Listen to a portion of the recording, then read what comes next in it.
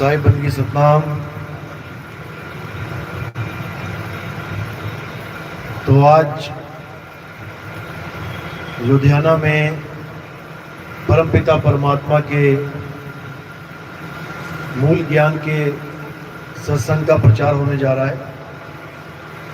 बहुत बड़े भाग होते हैं उन जीवों के जो वो अपने पूरे जीवन काल में एक बार भी इस मूल ज्ञान को सुन पाते हैं, और उससे भी बड़े भाग होते हैं उन जीवों के जो इस मूल ज्ञान को थोड़ा सा भी समझ पाते हैं। क्योंकि सुनना आसान है, आए बैठे 1 घंटा सुना, घर को चले गए,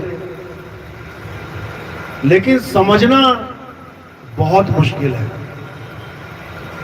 इतना मुश्किल है जैसे बाल की खाल निकालनी हो, इतना मुश्किल है।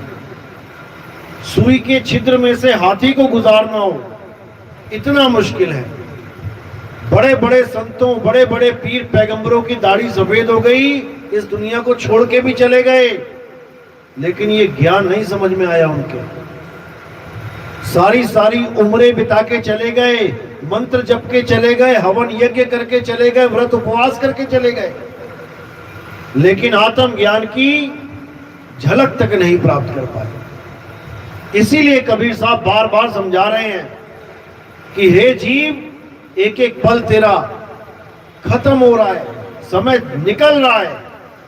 जिस कार्य के लिए तू आया था वो कार्य पूरा नहीं कर रहा है, उसके अलावा सब कुछ करने में लगा है। दुर्गति हो जाएगी। क्योंकि सबसे बड़ी बात यह है कि किसी को पता ही नहीं है कि हम आए क्यों हैं। माया की दौड़ में हैं और गुरु भी ऐसे मिल रहे हैं जो माया की दौड़ में डबल स्पीड से दौड़ा रहे हैं। तो जीव को समझ ही नहीं आता कि मैं यहां आया क्यों हूं, मेरे जीवन का मकसद क्या है। बस इसी अज्ञानता में पूरा जन्म बर्बाद करके चला जाता है। और यह मनुष्य चोला कोई इतना आम चोला नहीं है, इतना मुश्किल से ये चोला मिलता है, आप सोच भी नहीं सकते। कबीर साहब कहते हैं, इस देही को सिमरे देव और सो देही कर हर की सेव। ये इतना मुश्किल से मिलता है कि देवी देवता तरसते हैं इस चोले के लिए, उनको भी जल्दी प्राप्त नहीं होता। तो इस चोले को हम कैसे लेखे लगाएंगे, आज इसको अच्छी तरह समझना है। तो सत्संग शुरू करने से पहले परमात्मा के नाम पे जयकारा लगाएंगे, फिर सत्संग शुरू करेंगे। बोलिए परमपिता परमात्मा की, सदगुरु बंदी छोड़ कबीर साहिब की, सभी संतों की, सभी भक्तों की, सत्संग कराने वालों की, इनके माता पिता की, इनके बाल गोपाल की, सकल हंस को बंदगी साहेब बंदगी सतनाम। तो मुद्दा एक ही है, चाहे कोई हिंदू है, चाहे कोई मुसलमान, चाहे कोई सिख, चाहे कोई ईसाई, चाहे कोई जैन, चाहे कोई बौद्ध है, इससे कोई फर्क नहीं पड़ता कि तुम किस धर्म में हो, किस जात में हो, किस वंश में हो, किस पात में हो। फर्क इससे पड़ता है कि तुम इंसान चोले में आए हो और ये चोला तुमने बर्बाद किया या लेखे लगाया। बस ये दो ही चीजें हैं। बर्बाद कैसे होगा? सत्य को त्याग के, सत्य को ना जान के, सत्य को ना परख के असत्य में ही जीवन बिता दिया तो समझो ये चोला बेकार हो गया, इसका कोई फायदा हुआ ही नहीं। और अगर जांच पड़ताल करके, परख करके, विवेक के द्वारा सत्य को समझ लिया और उसको अपना लिया तो ये चोला तुम्हारा लेखे लग जाएगा। परमात्मा के नाम पे ये चोला सफल हो जाएगा। नहीं तो इतनी परेशानी आने वाली है कि तुम सोच भी नहीं सकते। पूरे जन्म में सबसे ज्यादा परेशान जब तुम हुए होगे, वो परेशानी धूल के कण जितनी भी नहीं है जो आगे 84 में परेशानी आने वाली है। तुम्हारे ऊपर कर्जा चढ़ गया, तुम्हारे ऊपर किसी ने हमला कर दिया, तुम्हारे हाथ पैर तोड़ दिए, ये भी बहुत छोटी बातें हैं, ठीक हो जाएंगे, कर्जा उतर जाएगा, हाथ पैर ठीक हो जाएंगे। किसी ने हाथ काट दिया नकली लग जाएगा। ये भी छोटी बातें हैं, लेकिन जो 84 में महादुख है उसके सामने इस दुनिया की कोई मुसीबत खड़ी नहीं हो सकती, उसके समान कोई तराजू में तुल ही नहीं सकती। और हम इन छोटी छोटी प्रॉब्लम्स को लेके अपने संतों के पास, महंतों के पास जाते हैं, बाबा जी सब ठीक हो जाए। अरे ठीक केवल इस काया को करना है, ये लेखे लग जाए, बर्बाद ना हो जाए। बीमारियां आएंगी जाएंगी, खुशियां आएंगी जाएंगी, इससे कोई फर्क पड़ना भी नहीं चाहिए, क्योंकि सब दिन होत ना एक समान। तुम किसी बाबा जी के पास चले जाओ, किसी मंदिर में चले जाओ, तुम सुख मांगोगे, चलो मिल भी गया, लेकिन के सारी उम्र का मिलेगा, ये तुम्हारी गलतफहमी है। अरे जिन भगवानों के पास जाके तुम माथा टेक रहे हो, सुख मांग रहे हो, वो खुद दुखी रहे सारी उम्र। किसी का भी नाम ले लो, पता लग जाएगा क्या दुख है उनके जीवन में। जो खुद दुख में रहे वो तुम्हें सुखी कहां से कर देंगे। थोड़ा बहुत सुख मिलेगा भी तो इसलिए क्योंकि तुम्हारे कर्मों में है वो। अगर तुम्हारे कर्मों में नहीं है तो कोई तुम्हें सुख दे भी नहीं सकता। एक छोटी सी कहानी आती है। एक बार भोले शंकर का एक बहुत परम भगत था, लेकिन उसकी किस्मत में गरीबी लिखी थी। तो पार्वती कहती है कि महाराज आपका भगत है, इसको थोड़ा अमीर बना दो, पूरा दिन आपका नाम जपता है। तो भोले शंकर कहते भाई इसकी किस्मत में लिखा ही नहीं है दौलत, मैं कैसे दे दूं। कहती आप नहीं दोगे तो मैं दे दूंगी। कहते भाई तू दे के देख ले। तो कहते हैं एक दिन उसके सामने सोने की अशरफियों की पोटली रख दी उसने, माता ने। अब वो चल रहा है और सामने पोटली आने वाली है। विचार आया अंधे कैसे चलते होंगे इस दुनिया में, ऐसा विचार आया और उसने आगे बंद करके चलना शुरू कर दिया। चलते चलते पोटली पीछे निकल गई, आंखें खोली, अच्छा ऐसे चलते हैं अंधे, चला गया अपने घर। तो जिसकी किस्मत में नहीं है उसको कोई दे भी नहीं सकता, और जिसकी किस्मत में है उससे कोई ले भी नहीं सकता। आप देखोगे बड़े बड़े साहूकार, सेठिया, दुनिया भर का गरीबों का खून चूस रहे हैं, कभी मंदिर भी नहीं जाते, कोई धार्मिक गतिविधि भी नहीं है, फिर भी आप सोचोगे भगवान की पूजा करने वाले गरीब हैं। और ये देखो ये नास्तिक आदमी इतना बड़ा अमीर बना बैठा है, गाड़ियों में घूम रहा है, बिना मांगे उसे सब कुछ मिल रहा है। क्यों? क्योंकि ये उसकी पुराने जन्मों की कमाइयां हैं जो उसको खाने को मिल रही हैं और उसके बाद खत्म हो जाएंगी, फिर वापस नरक में गरक में जाएगा। ये होता ही आया और होता ही जाएगा। तो किसी भी गुरु से कभी पहली बात तो दुनियावी चीज मांगनी नहीं चाहिए। जो तुम्हारी किस्मत में है बिना मांगे मिलेगा, विश्वास तो रखो। और थोड़ा सा दुख आ गया तो इसका मतलब ये नहीं कि तुम ही सबसे बड़े दुखी हो दुनिया में। जब भी तुम्हारे घर में दुख आए, एक बार पीजीआई, एम्स ऐसे हॉस्पिटलों के चक्कर लगा लेना, इमरजेंसी वार्ड में चले जाना, यहाँ पे सीएमसी डीएमसी है लुधियाना में, एक बार घूम के आ जाना। यकीन मानना तुम्हें अपनी प्रॉब्लम इतनी सी लगने लग जाएगी, छोटी सी, जिसको तुम पहाड़ मान के बैठे होगे कि मैं बहुत दुखी हूं। एक चक्कर इमरजेंसी वार्ड का लगा लेना, वहां पर ऐसी ऐसी शरीर दिखाई देंगे तुम्हें, तुम कहोगे रब्बा रब्बा शुक्र है मैं नहीं लेटा यहाँ पे। और तुम्हारी बड़ी सी प्रॉब्लम जिसके लिए तुम टेंशन लेके बैठे हो, इतनी सी भी नहीं रह जाएगी,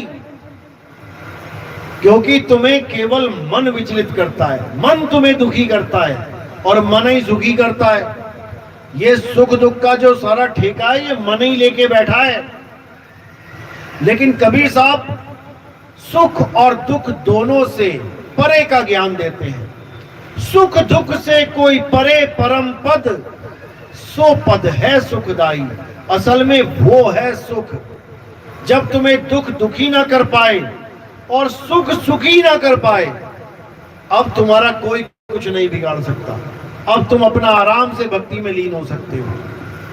लेकिन ये तब होगा जब तुम्हारे जीवन में कोई भेदी गुरु आएगा। अगर तुम्हारे जीवन में ऐसा गुरु आ गया जो भगवान का नाम भी केवल इसलिए जपवा रहा है कि तुम सुखी हो जाओ, तो उससे बड़ा बैरी नहीं है तुम्हारा कोई जीवन में, याद रखना। क्योंकि अगर तुम भगवान का नाम भी शारीरिक सुख के लिए जपोगे तो तुमसे बड़ा कोई भिखारी नहीं है इस दुनिया में। तो इन चीजों को बिल्कुल दूर करना है और वेदी गुरु के द्वारा केवल अपने आत्म तत्व को कैसे जाने वो जानना है। और वो तभी होगा जब ऐसा गुरु मिलेगा जो तुम्हें 2 अक्षर का भेद समझा देगा। सोई गुरु पूरा कहावे, 2 अक्षर का भेद बतावे, एक छुड़ावे एक लखावे, तब प्राणी निज घर को जावे। ये जितने भी बोलने लिखने वाले पढ़ने वाले जितने भी नाम हैं उन सबको तुम्हारे दिलो दिमाग से छुड़वा दे। और जो आदि नाम है, अजर नाम है, अमर नाम है, अखंड नाम है, अबोल नाम है, अकह नाम है, निज नाम है, उसका लखाव करा दे, तभी बात बनेगी, नहीं तो नहीं बनेगी। नहीं तो सारी उम्र काया में ढूंढते रह जाओगे या बाहर तीर्थों में मंदिरों में ढूंढते रह जाओगे। और वो वस्तु ना मंदिरों में है, ना मस्जिदों में है, ना इस काया में है।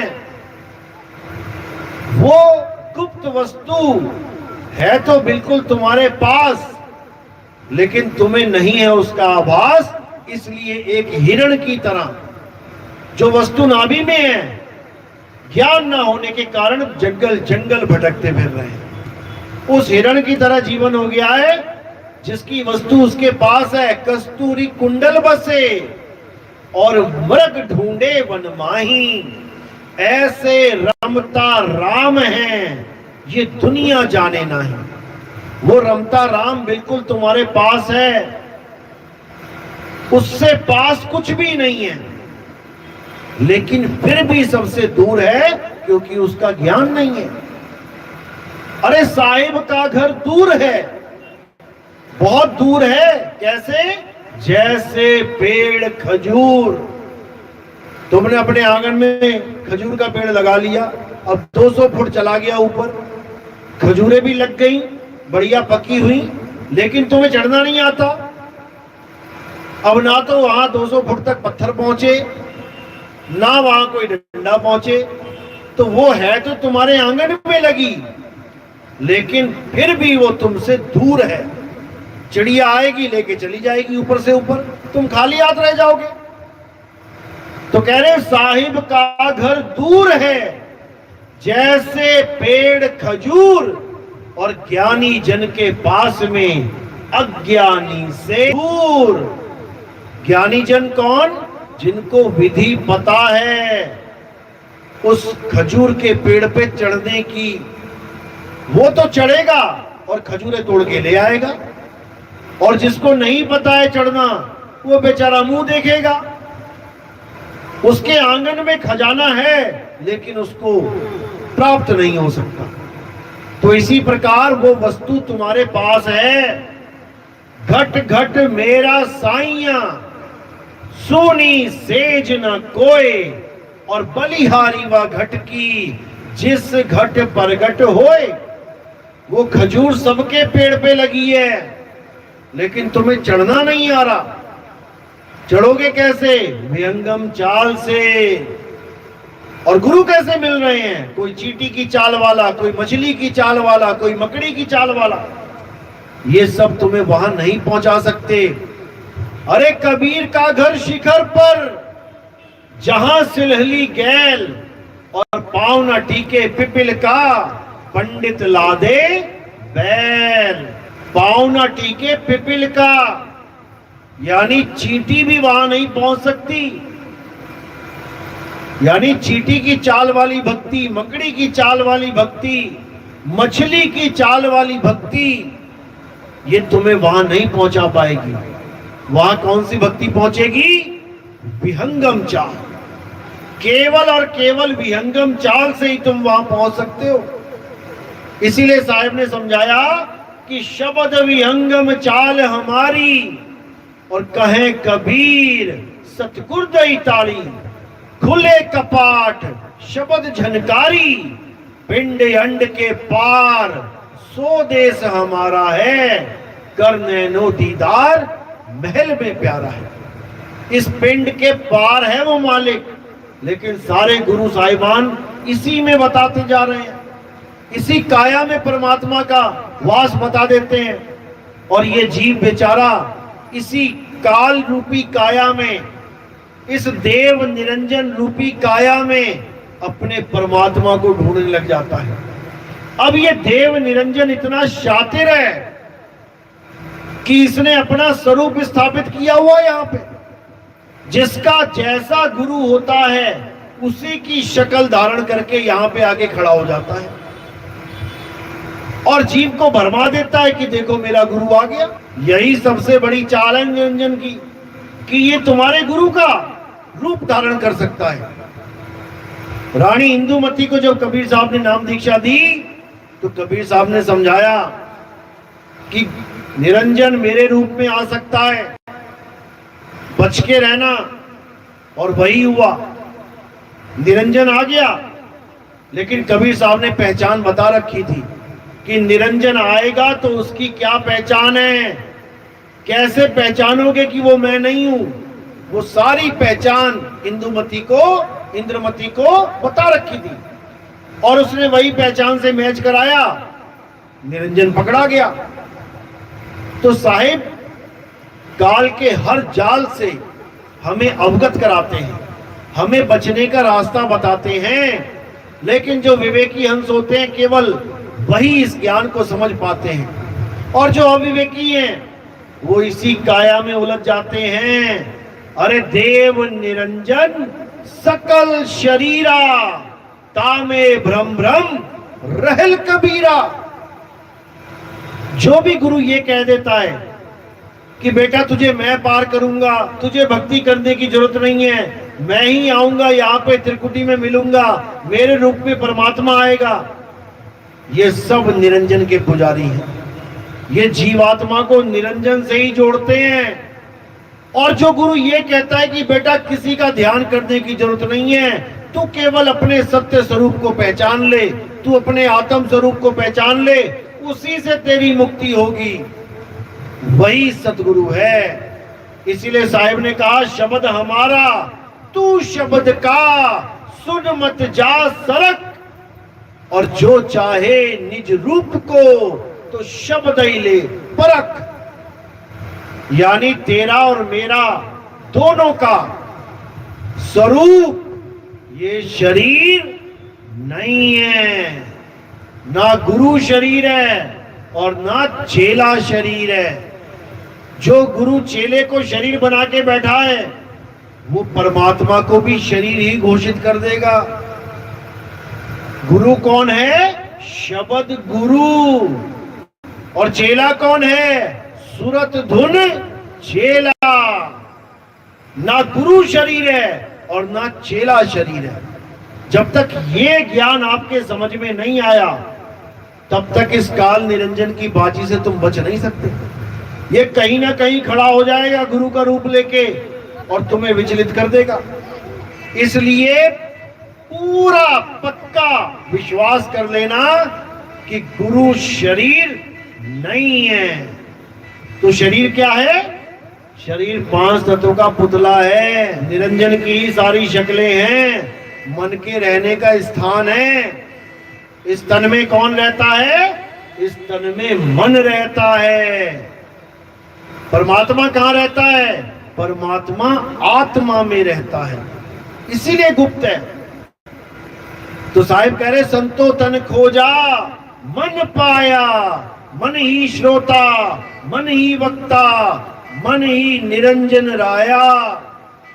ये मन ही है। लेकिन दुख के साथ कहना पड़ता है कि बड़े बड़े कबीर पंथी जो कबीर सागर को ऐसे मुंह जबानी रटे बैठे हैं वो तक इस भेद को नहीं समझ पाते और उस कहानी ज्ञान से सारा ज्ञान चुरा के अपने चेलों को बांटते रहते हैं। उस कहानी में जो भेद की बात है, जो रहस्यमयी ज्ञान है, वो ये जीवन भर नहीं समझ पाते, ना ही जीवन भर इसको खोल पाते हैं।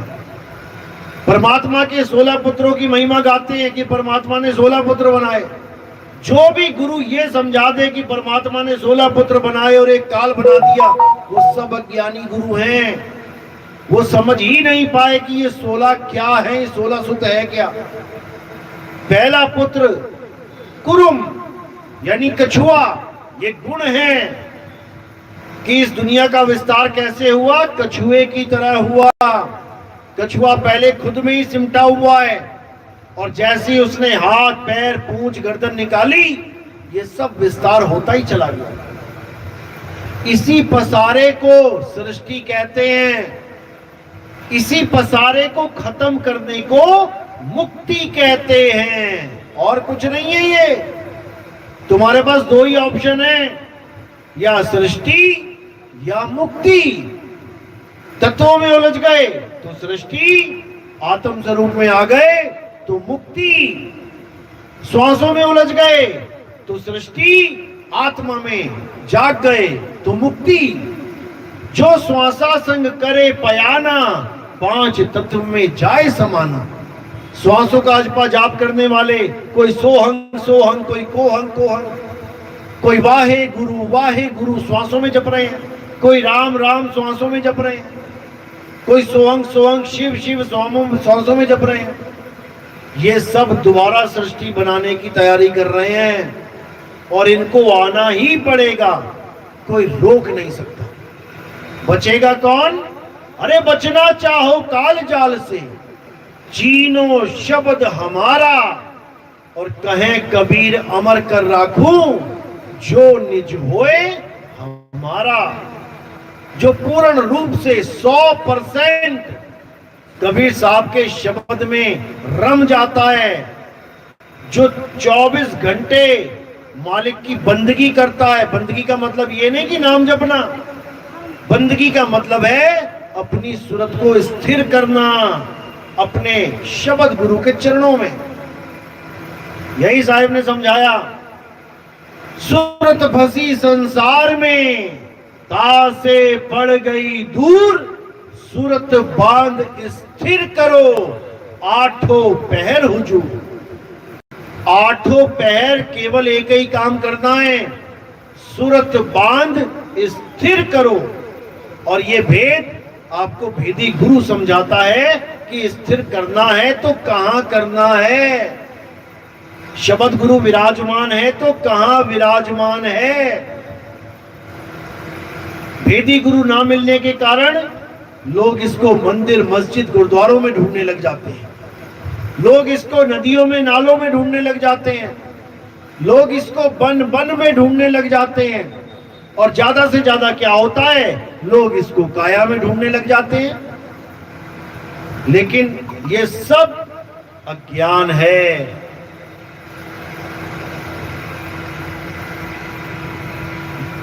साहिब कहते हैं तन घट, मन घट और आत्म घट, इन तीनों को समझ जाओ, पहचान जाओ।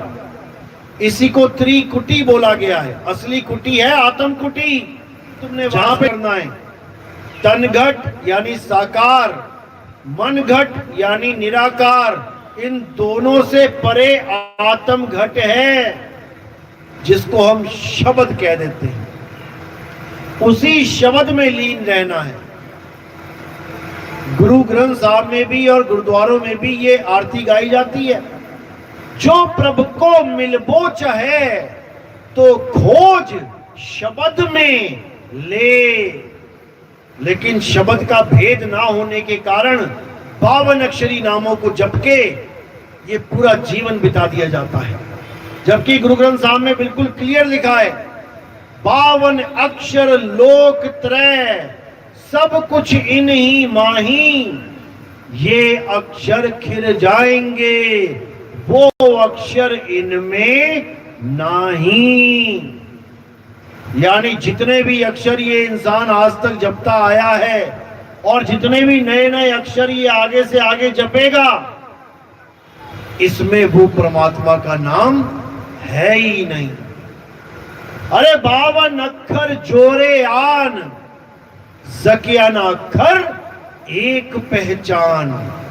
उस एक अक्षर को, उस अविनाशी को जानना ही मुक्ति है। ना कि किसी गुरु की देह पे आस लगा के बैठ जाओ कि मेरा गुरु मुझे पार करेगा। कोई गुरु किसी को पार नहीं करेगा। पंख दोनों को मिले हैं, गुरु को भी चेले को भी। जो पंखों को बड़बड़ाएगा वही उड़ के वहां तक पहुंचेगा। कोई पक्षी दूसरे पक्षी को पीठ पे लाद के नहीं ले जाता। गुरु ग्रंथ साहब में साफ लिखा है, सेवा को दो ही भले, एक संत एक राम, और राम है दाता मुक्ति का, संत जपावे नाम। संत केवल और केवल आपको नाम का भेद बता के आपकी सारी कंफ्यूजन, सारे प्रश्नों का जवाब देके आपको एक सत्य से जोड़ता है। मुक्ति का दाता सत्य है, सत्य पुरुष है, वही आपको मुक्ति देगा। मुक्ति केवल दो नियम से मिल जाती है, पहला मर्यादा और दूसरा भक्ति। केवल मर्यादा में रह के भक्ति करोगे, मुक्ति तुम्हारी चरणों की दासी बन, मुक्ति चरणों की दासी बन जाएगी जब सार शब्द की भक्ति करोगे। सार शब्द में एक ही सिद्धि, मुक्ति करे तहां सेवा, और सार शब्द का खेल निराला, जाने गुरुमुख भेवा। सार शब्द का सिमरण करके, ये जप तप करके जैसे रिद्धियां सिद्धियां मिल जाती हैं, वैसा कोई ड्रामा नहीं होगा। ये सारा ड्रामा जपी तपी सन्यासियों का है। सार शब्द में एक ही सिद्धि केवल आपको मुक्ति प्रदान करेगा। मुक्ति तुम्हारी सेवा करेगी आके, ना कि तुम त्रिकालदर्शी बन जाओगे, अघोरी बन जाओगे। इसको बिल्कुल दिमाग से निकाल देना।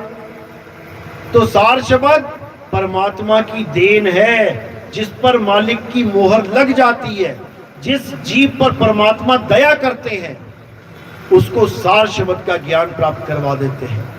उसी से वो जीव बच सकता है, नहीं तो ये काल निरंजन किसी को छोड़ता नहीं।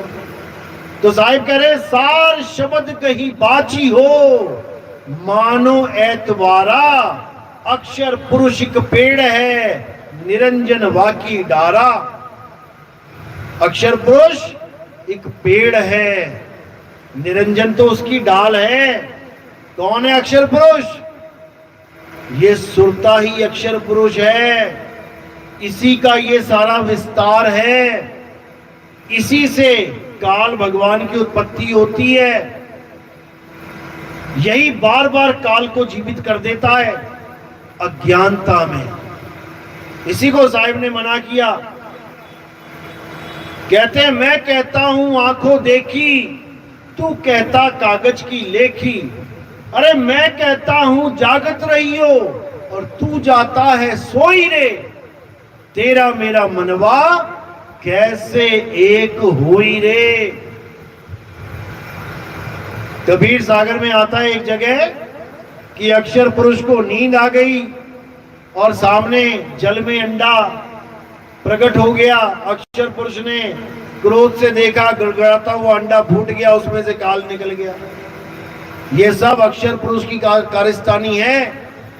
परमात्मा ने नहीं बनाया काल वाल को, अक्षर पुरुष का खेल है सारा। इसी को साहिब ने बार बार समझाया कि काल से बचना है, अपने स्वरूप को जान लो। अक्षर पुरुष के पास दो ऑप्शन है, या तो काया में रहे या शब्द में रहे। जब तक शब्द का ज्ञान नहीं होगा, ये बार बार काया में ही रहना चाहेगा, क्योंकि इसको पता ही नहीं है कि काया के बिना मैं रहूं तो रहूं कहां। इसलिए एक काया छूटने को होती है, दूसरे की डिमांड कर देता है। हॉस्पिटल में जाके जो मरने वाला है उससे मिलो, उसको पूछो कि ये सूटकेस भर के नोट चाहिए या ये शरीर चाहिए। फिर देखो क्या जवाब देता है वो कहेगा, भैया इतने नोट तो मुझसे ले ले, जो सारी उम्र मैंने खाया कमाया, जो मैंने जोड़ा वो सारा ले लो, मेरा शरीर बचा लो, क्योंकि मैं शरीर में रहना चाहता हूं। यही बीज है अगले पेड़ का। ये अंत समय में जो बीज पड़ जाता है तुम्हारे संस्कारों में कि मुझे देह चाहिए, तो वाणी कहती है जो जो मांगो ठाकुर अपने से, सोई सोई देवे। ये बीज का ही नाश करना है। जब अंत समय आएगा तो इस शरीर से ध्यान हटा लेना और क्या करना है, जो गुरु ने विधि बता दी है 100% पूर्ण विश्वास के साथ बस उसमें सूरत को स्थिर कर लेना। यकीन मानना तुम्हें यह भी पता नहीं लगेगा कि यह शरीर उठ गया। जैसे तुम निद्रा में जाते हो तब भी इस शरीर को छोड़ रहे होते हो, इस शरीर को छोड़ के सूक्ष्म शरीर में जा रहे होते हो, लेकिन आज तक ये रिकॉर्ड है कि कोई आदमी ये बयान नहीं कर सका कि मैं कब इसको छोड़ के कब सूक्ष्म में चला गया और उस वक्त क्या अवस्था बनी मेरी। गर्दन खड़ी खड़ी खड़ी लेट जाती है, लुढ़क जाती है, कलम हाथ में पकड़ी पकड़ी गिर जाती है। कोई बता ही नहीं पाता कि मैं कैसे ट्रांसफॉर्म हो गया, कैसे सूक्ष्म में चला गया, कोई बता ही नहीं पाता। इसी प्रकार जब अंत समय आएगा तो तुमने क्या करना है, इस सृष्टि से अपना ध्यान हटा लेना है।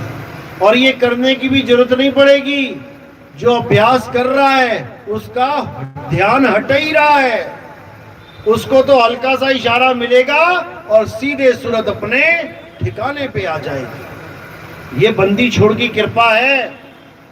इसी को वो कहते हैं जहां आशा तहां वासा होई और वाह को रोक सके ना कोई। बस यही करना है। और अगर नाम दीक्षा लेने के बाद भी मेरा मकान, मेरी दुकान, मेरी बीवी, मेरा भैया, तो फिर जगत और भगत में कोई फर्क नहीं है। याद रखना इस बात को। सबसे पहले तो ये समझ लो कि तुम किसी के ना तो पुत्र हो, ना तुम किसी के पिता और माता हो, ना तुम किसी का भाई और बहन हो। ये तो केवल एक गर्भ से निकलने का रास्ता बना रखा है। 4 5 6 निकल आए तो कहते हैं हम भाई भाई हो गए, और कोई पड़ोसियों के गर्भ से निकल रहे हैं वो कहते हैं हम भाई भाई नहीं है। केवल गर्भ से 4 5 बच्चे पैदा हो गए तो उसको भाई भाई मान लेते हैं, और जब माया अपना खेल घुमाती है, थोड़ा सा नचाती है, तो भाई भाई का ही दुश्मन हो जाता है। पापा ने इतनी जमीन भैया के नाम ज्यादा कर दी, मैं कोर्ट में केस करूंगा। कहां गया भाई भाई? अब तो इतना बुरा हाल है, बहनें भी कोई केस कर रही है भाइयों पे कि हम भी यहीं से आए हैं, इसी गर्भ में से, हमें भी अपना अधिकार चाहिए। ये सब माया का खेल है। अंत समय में किसी पे आस मत लगाना कि मेरे लड़के को बुला दो, मैं शक्ल देखना चाहती हूं। लड़के को बुलाओगे, शक्ल देखोगे तो सुअर की जून खाली पड़ी है। अंत काले जो लड़का सिमरे, ऐसी चिंता में देह मरे, सुअर जन्म वो बलबल उतरे। 20-20 शक्लें देखोगे, फिर मोटी मोटी गोल गोल नाक मिलेगी, प्यारे प्यारे बच्चे मिलेंगे। सुअर के बच्चे कितने प्यारे लगते हैं बचपन में, तो ऐसी हालत हो जाएगी। और 5 बार भी आ गई तो समझ लो कि कौरव की फौज खड़ी हो जाएगी, 20 पंजे 100 बन जाना फिर वहां पे गांधारी। तो यही हाल होगा। इसलिए बचने का एक ही रास्ता है कि अपने आप को एक शुद्ध चैतन्य स्वरूप आत्मा मानो और इसको जानने की कोशिश करो। ये आत्मा तुम्हारे पास है, तुमसे दूर हो ही नहीं सकती। आत्मा पता है ना, आत्मा सुना है ना नाम, सब लेके आए हो आत्मा अपनी अपनी, छूट तो नहीं की घर पे किसी की, सब लेके आए हो, लेकिन आत्मा का ज्ञान शून्य है। तो साहिब कह रहे हैं कबीर आत्म ज्ञान का पड़ा नगर में शोर, जिसको भी पूछो आत्मा को जानते हो? हाँ हाँ मैंने सुना है, आत्मा सुना है। भैया होती कैसी है? कहते पूछो कैसी आत्मा, तो देते दांत निपोर, हंस के बता दे ही आत्मा होती है, सुना है। अरे बताना कैसी होती है? फिर कोने में से निकल जाएंगे, क्योंकि वो आत्मज्ञानी नहीं है। तुम उनसे पूछो आत्मज्ञान कैसे प्राप्त किया जाए, कहेंगे मंत्र जपना पड़ेगा। अच्छा, प्यास लगी है, पानी चाहिए तो मंत्र जपना पड़ेगा? पानी तुम्हारे पास में है, मंत्र जपना पड़ेगा? बिल्कुल नहीं। तो साहिब कह रहे हैं जल में मीन प्यासी, मुझे देखती आवे हंसी, आत्म ज्ञान बिना नर भटके, कभी काबा कभी काशी। जिसको तुम सोच रहे हो हम परिवार के साथ बड़ा धार्मिक कर्तव्य करने जा रहे हैं, पालन करने जा रहे हैं, कबीर साहब कह रहे हैं तुम भटकने जा रहे हो। पता लगा रास्ते में बस लुढ़क गई, एक्सीडेंट हो गया और हो गया तुम्हारा राम नाम सत्य। जिस चीज को तुम ढूंढने जा रहे हो, अरे तुम्हारे घर में पड़ी है वो। घर में पड़ी वस्तु नहीं सूझे, बाहर ढूंढने जासी, और जल में मीन प्यासी, मोह देखते आवे हंसी। उससे भी ज्यादा हंसी उन पे आती जो कहते हैं जो वस्तु मेरे पास है सारे ब्रह्मांड में नहीं है, बताओ। और साहिब कह रहे घट घट में वो वस्तु पड़ी है, लेकिन मोतिया बिंद हो गया इन गुरुआ लोगों को। इनको माया की दौड़ इतनी सता रही है, हजारों आश्रम बना के, हजारों बाग बगीचे लगा के, हजारों फैक्ट्रियां लगाकर भी इनका मन भर नहीं रहा। तो ये सब माया की दौड़ से निकलना है, और एको सिमरो नानका, उस एक आत्म देव को सिमरो। वही आत्म देव देवों का देव महादेव है। उसके बिना कोई चल ही नहीं सकता, उसके बिना पत्ता हिल नहीं सकता। उसको जानना है, ना कि शरीरों के पीछे दौड़ना है। चलो आज का सत्संग यही समाप्त करते हैं, और अब आरती का समय है। आरती हमारे यहाँ आत्मदेव की होती है, जड़ वस्तुओं की आरती हमारे यहाँ नहीं होती है। कोई पत्थर पूजा, कोई कैलेंडर पूजा, कोई गुरु की फोटो पूजा हमारे यहाँ नहीं होती है। हमारे यहाँ जीवित गुरु की पूजा होती है। जीवित गुरु कौन? जो कभी मरता ही नहीं है, जिसको जिंदा बाबा बोला जाता है, जो अजर अमर अखंड अविनाशी है।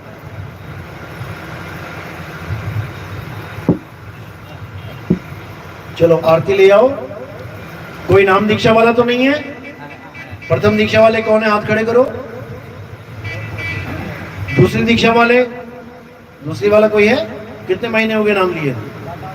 हो गया, बहुत बढ़िया। कहाँ लिया था नाम? गोरखपुर में। आप कहाँ से? पहले कहाँ से नाम लिया था?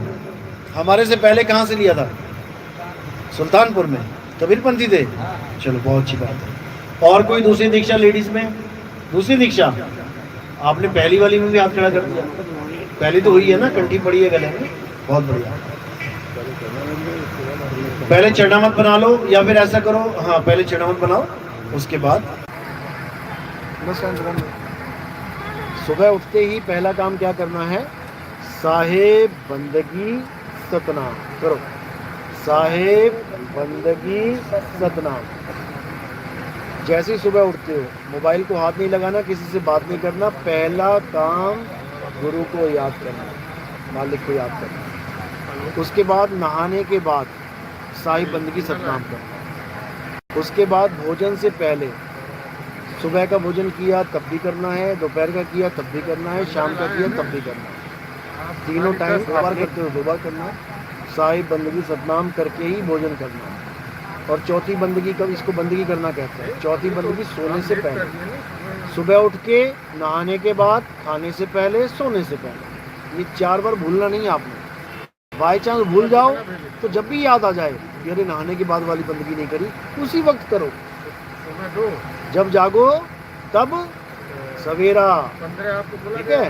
नाम क्या जपना है? बोलो जय गुरु, जय बंदी छोड़, जय साहिब सतनाम, साहिब बंदगी। जय गुरु यानी उस गुरु की जय जो हम सबका गुरु है। जय बंदी छोड़ यानी जो हमें बंधनों से छुड़ा दे, उसकी जय। जय साहिब यानी जो हम सबका साहिब है, हम सबका पिता है, परम पिता परमात्मा है, उसकी जय। सतनाम यानी उसी का नाम सच है, बाकी सब नाम झूठ हैं। 52 अक्षरी नाम झूठ हैं, उसका सतनाम ही सच है। उसकी जय और साहिब बंदगी, यानी उस साहिब की हम बंदगी करते हैं। ये पांचों नाम आपने अच्छी तरह रटने हैं। जय गुरु जय बंदी छोड़ जय साहिब सतनाम साहिब बंदगी। जय गुरु जय बंदी छोड़ जय साहिब सतनाम साहिब बंदगी। मैं कागज़ दे दूंगा, उस पर लिखे हुए नाम कार्ड दे दूंगा, अच्छी तरह रटना है। अगली दीक्षा मिलेगी जब ये सारे नाम अच्छी तरह बोल दोगे। पहले नाम पूछे जाएंगे, क्या नाम दिए थे, एकदम फराटे से निकलने चाहिए। अगर जपे होंगे तो एकदम निकलेंगे, नहीं जपे होंगे तो सोचोगे जय गुरु जय सतनाम, शायद तो नहीं मिलेगी दीक्षा अगली। हाँ, ये मत सोचना ये तो 52 अक्षर हैं, ये तो 52 अक्षर हैं। अरे 52 अक्षर हैं, गुरु को भी पता है, लेकिन इसके पीछे कोई मकसद है तुम्हें देने का। क्योंकि लोहे को लोहा काटता है, जहर को जहर काटता है। जो जहर लेने जाते हो, दवाई लेने जाते हो, किसी सांप ने काट लिया, अब तुम जो दवाई लेने जा रहे हो वो भी जहर है। अब तुम केवल उसको पढ़ो, इस पर अरे ये जहर है, ये नहीं लेता मैं, तो मरो फिर। जहर जहर को काटेगा। तो जो 52 अक्षरों का जहर तुम्हारे अंदर बस चुका है, उस जहर को काटने के लिए ये 52 अक्षर दिए जाते हैं। उसके बाद दोनों को किनारे कर दिया जाएगा। वो तो छूटे छूटे ये भी छुड़वा दिए जाएंगे। तब आपको आत्मा का लखाव कराया जाएगा कि आत्मा कैसे है कहाँ, कैसे, क्या विधि है, कैसे भक्ति करें, सारा समझाया जाएगा। ये दूसरी दीक्षा होगी आपकी। उसके बाद जब तीसरा चरण आएगा, यानी अनुभूति ज्ञान होगा, अनुभव ज्ञान होगा, तब आपको सारे भेद खोल दिए जाएंगे। उसको अगाध ज्ञान कहते हैं। जब वो एक बार समझ में आ जाएगा तो आप सृष्टि बनाओगे ही नहीं। फिर आपको समझ में आ जाएगा कि सृष्टि बनती कैसे है और मैंने क्या गलती नहीं करनी है, दोबारा सृष्टि बन ही नहीं सकती और मुक्ति हो जाएगी। चलो सर जी, सभी वो माता जी राधा स्वामी चाहिए, पहली बार पहले दीक्षा लेने आए हो? दीक्षा चाहिए? सत्संग नहीं डाला। अच्छा, साहिब बंदी राधा स्वामी पन से आए हैं आप? कितने साल से राधा स्वामी में है? सब कुछ मिल गया, राधा स्वामी में मिल गया, बहुत बढ़िया बात है। फिर तो वहां तो गुरु को नहीं मिल पा रहा, चेलों को मिल गया। देखो ऐसे पंथ चल रहे हैं जो 5 नाम लेते हैं, ज्योत निरंजन ओंकार आरंकार सोहंग सतनाम। पहले तो ये नहीं हमें समझ में आता कि जब परमात्मा एक है तो ये 5 नाम क्यों, किसके हैं ये 5 नाम? अभी मैं 5 नाम लूंगा, आपको पता होगा ये किसके हैं। भोले शंकर पता है, राम जी पता है, हनुमान जी पता है, विष्णु जी पता है, गणेश जी पता है। 5 नाम भी पता है और 5 कौन किसके नाम है ये भी पता है। अब मुझे बताओ ज्योत निरंजन किसका नाम है, क्या है वो, कौन है वो?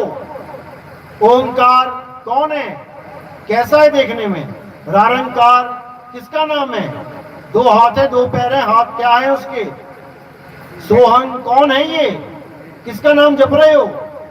सतनाम, ये सतनाम कौन है? एक का भी नाम नहीं पता किसी को, एक का भी स्वरूप नहीं पता किसी को। बस जैसे गुरु ने दे दिया वैसे ही चली जा रहे हैं। दुर्गति होगी, दुर्गति। ये कह के दिया जाता है कि 5 रूहानी मंडलों के 5 धनी हैं। अरे भाई, हमारा तो एक ही धनी है, हमारा तो एक ही परमात्मा। ये 5 धनी कहां से आ गए? साहिब कहते द्वार धनी के पड़े रहो, धक्का खाओ और कब हूं धनी निवाजी हैं, जो दर छाड़ ना जाओ। एक ही धनी है, एक ही परमात्मा है, एक ही नाम है। जिसके गुरु के पास एक नाम नहीं है वो 5, 10, 50, 100, 50,000 देता ही जाएगा वो, और जीवन बर्बाद कर देगा। कबीर साहब कहते कोटि नाम संसार में इनसे मुक्ति ना होए, और गुप्त नाम सतपुरुष का पूज्य बिरला कोई। इन नामों से मुक्ति नहीं होती भाई। पहली बात तो यही नहीं पता ज्योत निरंजन है कौन।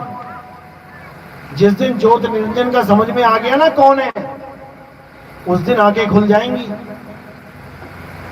लेकिन अज्ञानी जीव कुछ नहीं समझ पाता, विवेक उसके पास है नहीं। जैसा कोई गुरु मिल जाता है वैसी उसकी बुद्धि हो जाती है। इसीलिए बोला जल पर माने माछली, कुल पर माने शुद्धि। जिसको जैसा गुरु मिला उसकी वैसी बुद्धि। बात ये है। खैर, कोई भी गुरु है, अपनी अपनी जगह, अपने अपने लेवल पे, अपने अपने स्तर पे वो सब ठीक है, लेकिन अपने अपने लेवल पे। अब तुम्हें पीएचडी करनी है तो तुम पहली क्लास वाले टीचर के पास जाके पढ़ाई नहीं करोगे। तुम्हें डॉक्टर बनना है तो तुम 5वीं के टीचर के पास जाके पढ़ाई करके डॉक्टर नहीं बन जाओगे। गुरु सभी बड़े हैं, लेकिन जो मुक्ति का दाता गुरु है वो भाई कुछ अलग ही चीज है। वो कोई इंसान नहीं है कि तुम किसी इंसान पे भरोसा करके बैठ जाओ कि कोई इंसान हमारी मुक्ति करेगा, बाबा जी लेन आएंगे, बाबा जी लेन आन। बाबा जी नो आप कोई ले जावे तां बड़ी गल है। बाबा जी क्या किसी ने लेन आवेंगे? बिल्कुल भी नहीं। किसी भी शरीर पे भरोसा करना ही नहीं है। इस दुनिया से कैसे जाना है? एक हंस की तरह जाना है। एक डाल दो पंछी बैठे, एक गुरु एक चेला। गुरु की करनी गुरु भरेगा, चेले की करनी चेला। तू उड़ जा हंस अकेला। अगर तुम्हें ऐसा गुरु मिल गया जो तुम्हें अकेला कर दे कि बेटा वहां पहुंचना है, यहां से उड़ारी मारनी है, समझ जाना वो गुरु पूर्ण है। और जो गुरु तुम्हें आस पे बैठा दे कि बेटा मैं लेने आऊंगा, गुरु जी लेने आएंगे, तो वो हंस कभी उड़ेगा ही नहीं। उसके पंख हुए ना हुए किसी काम के है ही नहीं। यही कबीर साहब समझा रहे हैं बार बार कि हंसा तू तो सबल था और हल्की तेरी चाल, रंग कुरंगी पड़ गया ताते हुआ बुरा हाल। तू सबल था, तू उड़ारी मार सकता था, लेकिन तू अटक गया इन गुरुआ लोगों के चक्कर में। अब अपने आप को जान और उड़ारी मारना सीख, और मैं तुझे विहंगम चाल प्रदान करता हूं। और उड़ जा अपने घर को, अपने मालिक के चरणों में चला जा। कोई गुरु किसी को ले जाने वाला नहीं है। इस भरम जाल में से जल्दी निकल जाओ। तुम्हारी आंखें हैं इसलिए तुमने गुरु को देख लिया, इसीलिए तुम गुरु की आस लगा के बैठे हो, गुरु जी आएंगे तो पहचान लूंगा। जो आंख वाला नहीं है, जो अंधा है, वो किस गुरु की आस लगा के बैठे? उसके लिए तो सारा अंधेरा ही अंधेरा है। वो कौन से गुरु की याद में बैठे? तुम्हें तुम्हारे गुरु ने कह दिया कि गुरु के चेहरे का ध्यान करो क्योंकि तुम्हारे पास आंखें हैं। जब अंधा किसी से नाम लेगा तो किस गुरु को याद करेगा? ये सब भरमाया गया है। इन गुरुआ लोगों ने इस जीव की दुर्गति करी है और इसी का फल भुगतते हैं ये लोग। किसी को टीबी हो गया, किसी को कैंसर हो गया, किसी को लकवा मार गया, ये सब इसी का फल होता है। तो कभी किसी जीव को भरमाना नहीं चाहिए। उसको इतना सबल बना दो कि परीक्षा में अकेला बैठे। तुम किस टीचर के पास पढ़े हो? क्या उसने कभी कहा कि मैं एग्जाम में आके तुम्हारे साथ बैठूंगा? अगर किसी गुरु ने ऐसा कहा है तो वो झूठा गुरु है। सच्चा गुरु वो होता है जो तुम्हें इतना सक्षम कर देता है तो कि तुम एग्जाम में अकेले बैठ के परीक्षा में सारे सवालों का जवाब देके उत्तीर्ण होते हो। तुम पास होके दिखाते हो, टॉप करते हो अकेले के दम पे। गुरु तो ज्ञान रूप में तुम्हारे साथ होता है, शक्ल रूप में नहीं। जो ज्ञान तुम्हें टीचर ने दिया है, पढ़ाया है, वो ज्ञान तुम्हारे साथ एग्जामिनेशन हॉल में रहेगा, ना कि गुरुजी आके बैठेंगे तुम्हारे साथ। तो इस भ्रम को जल्दी से जल्दी तोड़ दो और उस ज्ञान गुरु को, उस शब्द गुरु को पहचानो। ये जीवन बहुत छोटा है भाई, पता नहीं कब किसके प्राण कहां पे निकल जाएं। इसलिए देह गुरु को और शब्द गुरु को दोनों को पहचान जाओ। बिना देह गुरु के शब्द गुरु भी नहीं मिलेगा, इसमें भी कोई दो राय नहीं है। लेकिन किसका लेवल कहां तक है, किसकी पहुंच कहां तक है, इसको अच्छी तरह समझ के आगे बढ़ो। चलो तो